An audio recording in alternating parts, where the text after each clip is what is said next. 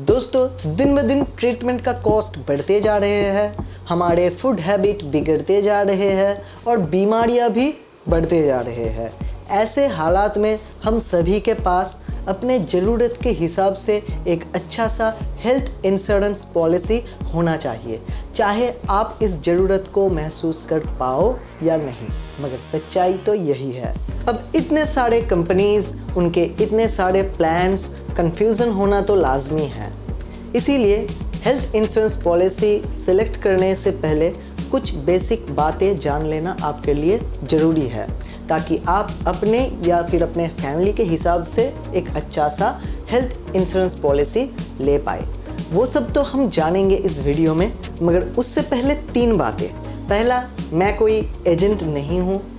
दूसरा, ये वीडियो कोई भी कंपनी की तरफ से स्पॉन्सर्ड नहीं है। तीसरा, ये वीडियो सिर्फ आपके लिए बना रहा हूँ ताकि आप एक एजुकेटेड डिसीजन ले पाए। तो इस वीडियो को अंत तक ज़रूर देखना। To learn investment accounting and taxation, search iFeared on YouTube, subscribe the channel and turn on the notification bell.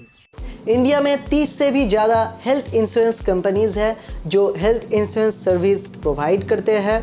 पर अगर आप अपने लिए बेस्ट हेल्थ इंश्योरेंस प्लान लेना चाहते हो तो सबसे पहले आपको पता होना चाहिए कि पॉलिसी आपको कहाँ से लेना चाहिए।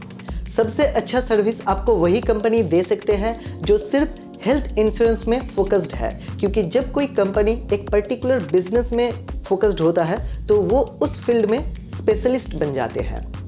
और आप सिर्फ ये एक फ़िल्टर को लगाने के बाद ही देख सकते हो कि आपको कंफ्यूज्ड करने वाले काफ़ी सारे ऑप्शंस गायब हो जाते हैं। अब ऐसे कौन कौन से कंपनीज़ हैं ये आप खुद से रिसर्च कर सकते हो। मेरे जानकारी के हिसाब से मैं आपको 3 नाम बताता हूँ। स्टार हेल्थ, केयर हेल्थ और नीवा बुपा, जिसका पहले नाम था मैक्स बुपा। ये कुछ ऐसे कंपनीज़ हैं जो सिर्फ हेल्थ इंश्योरेंस बिजनेस में फोकस्ड है। इसके बाद आपको देखना चाहिए क्या कंपनी के पास अपना in house claim settlement facilities available है, क्योंकि ज़्यादातर कंपनी के पास in house claim settlement facility नहीं होता है, तो उसे किसी थर्ड पार्टी कंपनीज़ के ऊपर डिपेंड करना पड़ता है, जिसे टीपीए कहा जाता है। और अगर 2 कंपनी के अलग अलग फॉर्मेलिटीज़ होंगे, अलग अलग प्रोसीड्यूर्स होंगे, तो उसे फॉलो करने में आपका क्लेम को सेटल होने में ज़्यादा वक्त भी लग जाएगा और इसी बीच ह्यूमन एरर्स का चांस भी ज़्यादा होता है। तो आपको एक ऐसा कंपनी सिलेक्ट करना है जिसके अपना in house claim settlement facilities है। तीसरा जो आपको कंपनी के बारे में पता करना चाहिए वो है कंपनी का incurred claim ratio. Incurred claim ratio वो रेशियो है जिससे आपको पता चलेगा कि कंपनी कितना पैसा प्रीमियम के थ्रू कलेक्ट कर रहा है और कितना पैसा क्लेम के थ्रू दे रहा है। अगर इनकर्ड क्लेम रेशियो बहुत कम होता है तो इसका मतलब है कि कंपनी क्लेम के थ्रू बहुत कम पैसा दे रहा है, जबकि प्रीमियम के थ्रू बहुत ज़्यादा पैसा वो कमा रहा है।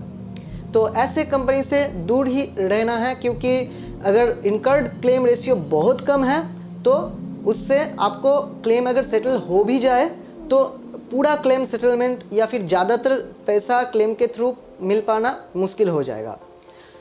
अब इनकर्ड क्लेम रेशियो बहुत ज़्यादा होना भी अच्छा नहीं है, क्योंकि अगर इनकर्ड क्लेम रेशियो बहुत ज़्यादा होता है इसका मतलब होता है कि कंपनी लॉस में रन कर रहा है या फिर बहुत कम प्रॉफिट में वो रन कर रहा है। क्योंकि अगर इनकर्ड क्लेम रेशियो 100% या उसके आसपास है तो इसका मतलब है कि ज़्यादातर पैसा जो वो प्रीमियम के थ्रू कलेक्ट कर रहा है वो क्लेम के थ्रू दे भी रहा है। और अगर 100% से भी ऊपर हो गया तो इसका मतलब है कि कंपनी ज़्यादा पैसा दे रहा है और कम पैसा प्रीमियम के थ्रू कलेक्ट कर रहा है। अब ऐसे कंपनी ज़्यादा दिन सस्टेन नहीं कर पाएगा, क्योंकि लॉस करके कोई कंपनी कितने दिन चल सकता है। तो ऐसे में आपके क्लेम रिजेक्ट होने का चांसेस भी फ्यूचर में बढ़ जाएगा, क्योंकि कंपनी को तो किसी भी हालत में प्रॉफिट करना है। तो आपको पॉलिसी लेने से पहले किसी भी कंपनी का आईसीआर चेक करना चाहिए। अगर आप एक परफेक्ट आईसीआर का रेंज जानना चाहते हैं तो वो है 75 से 90% तक। चौथा बात जो आपको कंपनी के बारे में जानना है वो है क्लेम सेटलमेंट रेशियो। इस रेशियो से आपको पता चलेगा कि कितना क्लेम एक साल में कंपनी के पास आया और उसमें से कितना क्लेम कंपनी ने पास किया। क्लेम सेटलमेंट रेशियो या फिर CSR जितना ज़्यादा होता है उतना अच्छा माना जाता है, मगर ध्यान रहे एटलीस्ट 80% से ऊपर ही होना चाहिए। अब तक आपने जाना 4 ऐसे बातें जो इंश्योरेंस लेने से पहले कंपनी के बारे में आपको पता होना चाहिए। अब बात करते हैं कि इंश्योरेंस पॉलिसी सिलेक्ट कैसे करें।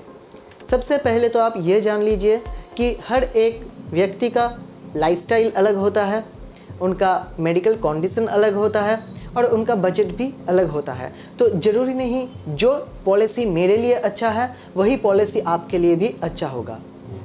सबसे पहले आपको ये देखना है कि पॉलिसी आप अपने खुद के लिए ले रहे हो, किसी इंडिविजुअल व्यक्ति के लिए ले रहे हो या फिर फैमिली के लिए ले रहे हो, मतलब फ्लोटर प्लान ले रहे हो।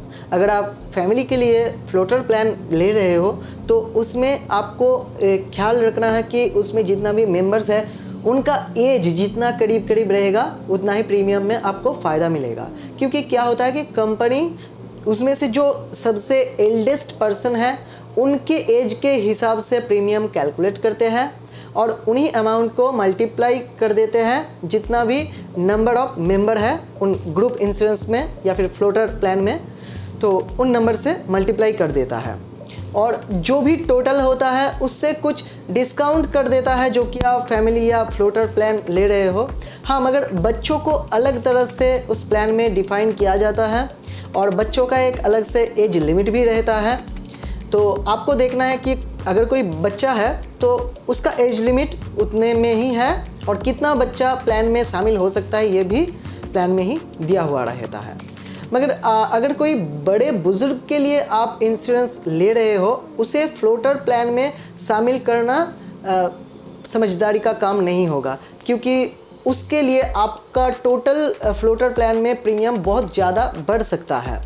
तो अगर उसके लिए आप एक अलग सा इंडिविजुअल प्लान सिलेक्ट करते हो या फिर उन एज ग्रुप के 2 या 3 मेंबर है तो उनके लिए एक अलग फ्लोटर प्लान आप ले सकते हो, तो इसमें ही आपको समझदारी मिलेगा और प्रीमियम में भी आपको इसमें बहुत कम लॉस होगा। और सिर्फ प्रीमियम कम होना ही एकमात्र फ़ायदा नहीं है, इसके साथ साथ उसको एक अलग से सम इंश्योर्ड भी मिल जाएगा जो आपके प्लान से शेयर्ड नहीं होगा।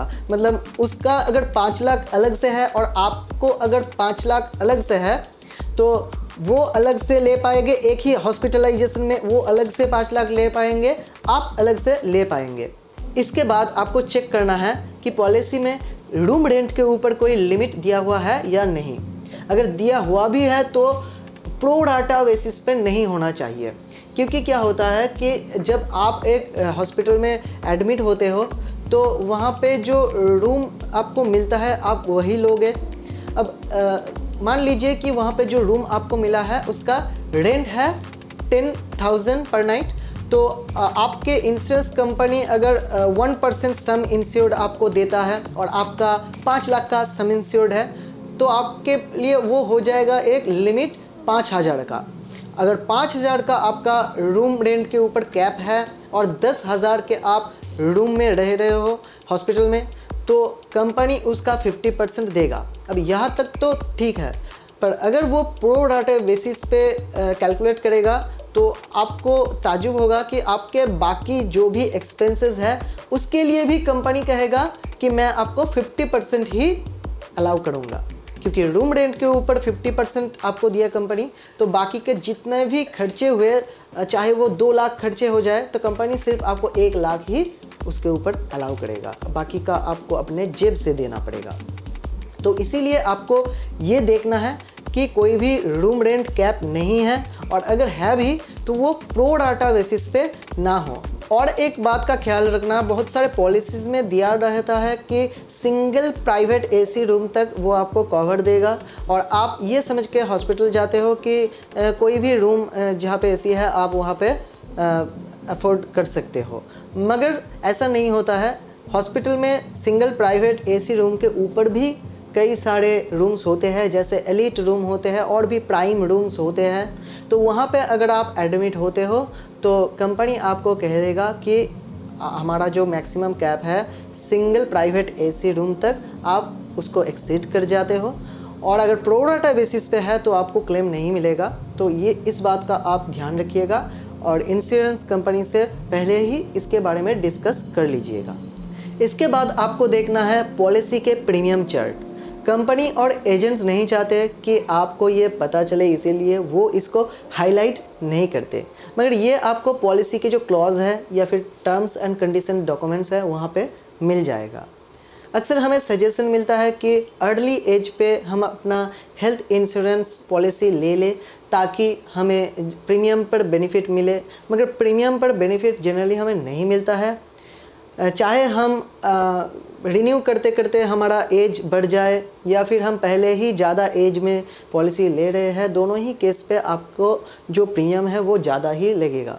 हाँ, कुछ अलग बेनिफिट्स होते हैं, जैसे कि जो भी नो क्लेम बोनस एक्यूमुलेटेड होता है वो पहले से शुरू हो जाता है, या फिर जो भी वेटिंग पीरियड है स्लो ग्रोइंग डिजीज़ के लिए वो कवर हो जाते हैं, मगर प्रीमियम ज़्यादा एज पर आपको ज़्यादा ही लगने वाला है। चाहे आप अभी से ले रहे हैं, ज़्यादा एज पर ही ले रहे हैं, या फिर आपको रिन्यू करते करते एज बढ़ जाता है, दोनों ही केस पे आपको प्रीमियम ज़्यादा लगेगा। तो इस बात का आपको ध्यान रखना है। इसके बाद आपको देखना है कि क्या आपका कोई प्री एग्जिस्टिंग डिजीज़ है और क्या पॉलिसी में वो कवर्ड है। अगर कवर्ड रहता है तो कितना उसका वेटिंग पीरियड है। अलग अलग पॉलिसी के लिए अलग अलग वेटिंग पीरियड होता है।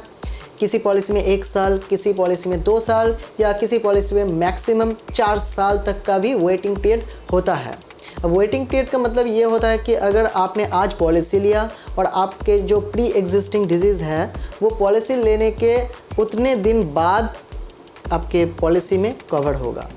दोस्तों, स्क्रीन पर दिख रहा है ये जो 16 डिजीज़ है, आप वीडियो को पॉज करके इसे अच्छे तरह से देख लेना, क्योंकि इसमें से कोई भी डिजीज़ अगर आपको है, चाहे आपका वो प्री एग्जिस्टिंग डिजीज़ है या फिर इंश्योरेंस लेने के बाद आपके वो डिजीज़ सामने आया, किसी भी केस में किसी भी हालत पे कंपनी आपको इन डिजीज़ के लिए क्लेम नहीं देगा, क्योंकि ये डिजीज़ IRDA के परमानेंट एक्सक्लूशन के लिस्ट में शामिल है और इसके लिए आपको कोई भी कंपनी क्लेम नहीं देगा। तो इसको आप अच्छे तरह से चेक कर लेना। अगर IRDA के एक्सक्लूशन के बारे में आपको डिटेल में जानना है तो इसका ऑफिशियल लिंक मैं नीचे डिस्क्रिप्शन में दे दूंगा, आप वहां से इसे चेक कर लेना। इसके बाद आपको सब लिमिट्स चेक करने हैं। पॉलिसी में अक्सर सब लिमिट्स दिया हुआ होता है कुछ स्पेसिफिक डिजीज़ के लिए, जिससे कि उन डिजीज़ के ऊपर आपको पूरा क्लेम नहीं मिलता है, उनके लिए अलग से लिमिट दिया हुआ रहता है। तो आपका यही कोशिश होना चाहिए कि एक ऐसे इंश्योरेंस पॉलिसी खरीदे जहाँ पे कुछ स्पेसिफिक डिजीज़ के लिए सब लिमिट्स अगर दिया भी है तो वो बहुत कम डिजीज़ के लिए और ज़्यादा लिमिट है वहाँ पे। और एक चीज़ का भी आपको ध्यान रखना चाहिए कि क्या आपके पॉलिसी में रीजनेबल एंड कस्टमरी क्लॉज है या नहीं।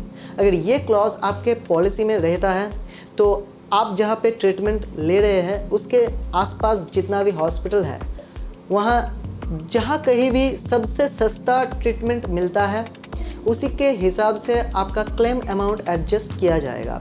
अगर उससे आप किसी महंगे हॉस्पिटल में ट्रीटमेंट ले रहे हैं तो आपका क्लेम अमाउंट इस क्लॉज के वजह से घट सकता है। जनरली ये क्लॉज ग्रुप इंश्योरेंस पॉलिसी में ही देखने को मिलता है, फिर भी आपको एक बार चेक कर लेना चाहिए कि क्या आपके पॉलिसी में ये क्लॉज है या नहीं।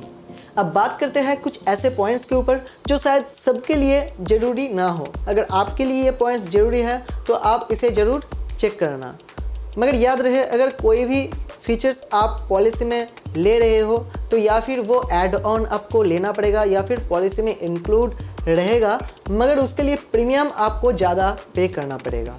तो पॉलिसी लेते वक्त अपना ज़रूरत और बजट दोनों को ही देख के उसके बाद ही एक डिसीज़न लेना, ताकि जो भी पॉलिसी आप ले रहे हो उसे कंटिन्यू भी कर पाओ और उसका जो भी बेनिफिट मिलता है वो आपको लगातार मिलता रहे। पहला पॉइंट है नेटवर्क हॉस्पिटल एंड कैशलेस। अगर आपको लगता है कि ज़रूरत के समय पर आप कैश अरेंज कर सकते हो और बाद में अगर कंपनी उसका भरपाई कर देता है तो आपके लिए कोई दिक्कत नहीं है, तो आप इस पॉइंट को स्किप कर सकते हो। पर अगर आप चाहते हो कि आपको कैश देना ही ना पड़े तो ये पॉइंट ज़रूर चेक कर लेना और देखना कि पॉलिसी में कैशलेस सुविधा है और उसके साथ उसका जो भी नेटवर्क हॉस्पिटल्स है वो ज़्यादा से ज़्यादा रहे। मेनली कुछ नेटवर्क हॉस्पिटल्स आपके इलाके में भी होना चाहिए। दूसरा पॉइंट है ऑटो रिस्टोरेशन। अगर आप अपने फैमिली के लिए इंश्योरेंस ले रहे हो और आपका सम इंश्योर्ड अमाउंट बहुत ज़्यादा नहीं है, तो आप चाहेंगे कि आपका फैमिली में अगर कोई भी बीमार पड़े, उसका हॉस्पिटलाइजेशन होता है और उसको क्लेम भी अगर मिलता है, तो उसके बाद आपका जो सम इंश्योर्ड अमाउंट है कंपनी उसे वापस से रिस्टोर कर दे। मगर ये फैसिलिटी बहुत वेरिएंट्स में भी आता है, जैसे सेम पर्सन सेम डिजीज़, या फिर ये एक बार 2 बार या फिर मल्टीपल टाइम अनलिमिटेड टाइम तक भी ये आ सकता है फैसिलिटी। मगर ख्याल रखना कि ये फैसिलिटी सेम पर्सन और सेम डिजीज़ के लिए भी कवर होना चाहिए। मेरा मानना है कि फैमिली में जो बीमार है उसका ही दोबारा बीमार होने का और हॉस्पिटलाइज्ड होने का चांस ज़्यादा होते हैं। तो चाहे आपको कंपनी 1 या 2 बार रिस्टोर कर रहा है, मगर सेम पर्सन और सेम इलनेस के लिए ये कवर होना चाहिए। ये ऐसा मेरा मानना है। आपका दृष्टिकोण इसमें मुझसे अलग हो सकता है। अपने ज़रूरत के हिसाब से ही इसको सिलेक्ट कीजिएगा। तीसरा पॉइंट है डेथ और डिसेबलमेंट बेनिफिट। अगर आपके डेथ और डिसेबलमेंट के लिए अलग से इंश्योरेंस लिए हुए हैं और आप चाहते हो कि आपके हेल्थ इंश्योरेंस प्लान में ये एडिशनल फीचर नहीं होना चाहिए ताकि आपका प्रीमियम इस वजह से ना बढ़े, तो आप इस पॉइंट को इग्नोर कर सकते हो। पर अगर आप चाहते हो कि आपके हेल्थ इंश्योरेंस पॉलिसी आपके डेथ और डिसेबलमेंट का भी इंश्योर करे, तो ये पॉइंट आपको चेक करना चाहिए कि आपके पॉलिसी में डेथ और डिसेबलमेंट बेनिफिट है या नहीं। चौथा पॉइंट है अल्टरनेटिव ट्रीटमेंट। अगर आप सिर्फ मेन स्ट्रीम ट्रीटमेंट पर ही रिले करते हो, तो आपके पॉलिसी में ये फैसिलिटी है या नहीं, इससे आपको कोई फ़र्क नहीं पड़ेगा। पर अगर आप कोई भी अल्टरनेटिव ट्रीटमेंट जैसे आयुष ट्रीटमेंट, यूनानी ट्रीटमेंट, ऐसे ट्रीटमेंट के ऊपर रिले करते हो, तो आप इसे चेक कर लीजिए कि आपके पॉलिसी में अल्टरनेटिव ट्रीटमेंट का फैसिलिटी रहे। पांचवा पॉइंट है ग्लोबल ट्रीटमेंट। दोस्तों, अगर आप सिर्फ इंडिया में ही ट्रीटमेंट करवाने वाले हो तो ये पॉलिसी आपके लिए लग्जरियस हो सकता है। पर अगर आप चाहते हो कि दुनिया में चाहे जहाँ कहीं भी आपका ट्रीटमेंट हो आपके पॉलिसी वो कवर करे, तो ज़रूर चेक कीजिए आपके पॉलिसी में ग्लोबल ट्रीटमेंट का फैसिलिटी अवेलेबल है। छठा पॉइंट है मिड टर्म इंक्लूशन। दोस्तों, अगर आप हेल्थ इंश्योरेंस पॉलिसी अपने फैमिली के लिए ले रहे हो और आपको लगता है आपका फैमिली मेंबर कंप्लीट नहीं हुआ है और फ्यूचर में बढ़ने वाला है या फिर बढ़ सकता है, तो आप ज़रूर देख लीजिए कि आपके पॉलिसी में मिड टर्म इंक्लूशन का फैसिलिटी मौजूद रहे। सातवां पॉइंट है एयर एम्बुलेंस। दोस्तों, अगर आप सोचते हो कि आपको एयर एम्बुलेंस का ज़रूरत पड़ने वाला है या फिर आप चाहते हो कि आपके एयर एम्बुलेंस के ऊपर होने वाले खर्चा भी इंश्योरेंस कंपनी कवर करे, तो आपके प्लान में एयर एम्बुलेंस के लिए भी फैसिलिटी मौजूद होना चाहिए। तो आप इसे भी ज़रूर चेक कर लेना। आठवां पॉइंट है मॉडर्न ट्रीटमेंट। दोस्तों, अगर आप चाहते हो कि आपके जो इंश्योरेंस पॉलिसी है वो मॉडर्न ट्रीटमेंट पर होने वाले कोई भी खर्चे उसको भी कवर करे, तो ये भी ज़रूर चेक कर लेना, क्योंकि हर कोई कंपनी या फिर हर किसी प्लान में ये ट्रीटमेंट कवर नहीं होता है या तो पूरा नहीं होता है या फिर पार्शियल नहीं होता है। तो आपको ये चेक करना है कि मॉडर्न ट्रीटमेंट अगर आपको करवाना है कभी भी या फिर आप चाहते हो करवाना, तो ये खर्चा कवर्ड होना चाहिए। 9वां पॉइंट है फ्री हेल्थ चेकअप। दोस्तों, अगर आप चाहते हो कि कंपनी आपको साल में फ्री हेल्थ चेकअप के लिए पैसा दे, तो ये फैसिलिटी आपके पॉलिसी में होना चाहिए। फ्री हेल्थ चेकअप के लिए कंपनी का अलग अलग क्लॉज हो सकते हैं।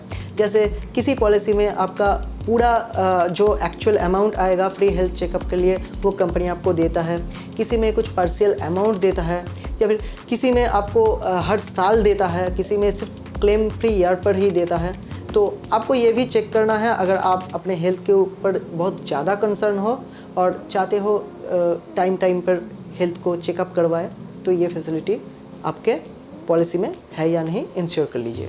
10वां पॉइंट है मैटरनिटी एक्सपेंसेस। दोस्तों, अगर आप किसी फीमेल मेंबर के लिए इंश्योरेंस पॉलिसी ले रहे हो तो आपको ये चेक करना है कि उस पॉलिसी में मैटरनिटी एक्सपेंसेस है या नहीं, अगर आप फ्यूचर में कोई बच्चों के लिए प्लान कर रहे हो तो।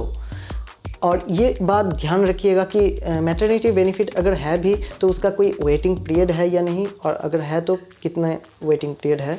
मान लीजिए 2 साल आपके मैटरनिटी बेनिफिट पे वेटिंग पीरियड है, तो इसका मतलब है कि पॉलिसी अगर आप लेते हो आज तो 2 साल बाद ही आप मैटरनिटी बेनिफिट के पैसा क्लेम कर सकते हो। 11वां पॉइंट है डे केयर ट्रीटमेंट।